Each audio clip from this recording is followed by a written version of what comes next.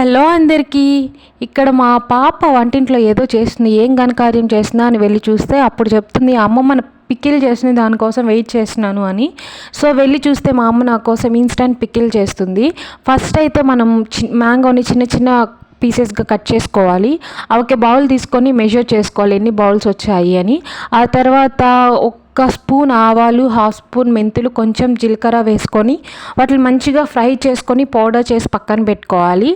ఆ తర్వాత మనం మ్యాంగోస్ ఏ బౌల్తో అయితే మెజర్ చేసుకున్నామో అదే బౌల్తో ఒక బౌల్ ఆయిల్, దాంట్లో కొంచెం ఆవాలు, ఎండుమిర్చి, కరివేపాకు అండ్ కొంచెం ఇంగువ వేసి మంచిగా ఫ్రై అయిన తర్వాత లాస్ట్లో దించుకునే ముందు దంచుకున్న వెల్లుల్లి వేసుకోవాలి. ఆ తర్వాత మనం తీసుకున్న బౌల్ తోటి ఒక బౌల్ కారం తీసుకొని వాటిని మంచిగా పీసెస్కి పట్టేలా కలుపుకోవాలి. ఆఫ్టర్ దట్ మనం దంచి పెట్టుకున్న పౌడర్ చేసి పెట్టుకున్న పేస్ట్ ఉంది కదా, అది వేసి మిక్స్ చేసుకోవాలి.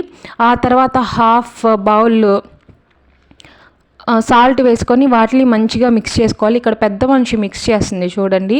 సో మంచిగా చేసిన తర్వాత మనం ఏదైతే ఆయిల్ తీసి పెట్టుకున్నామో అది మంచిగా చల్లారిన తర్వాత తీసుకొచ్చి దీంట్లో పోసుకొని వాటిని మంచిగా మిక్స్ చేసుకొని ఒక ఓవర్ నైట్ సోక్ చేయనివ్వాలి.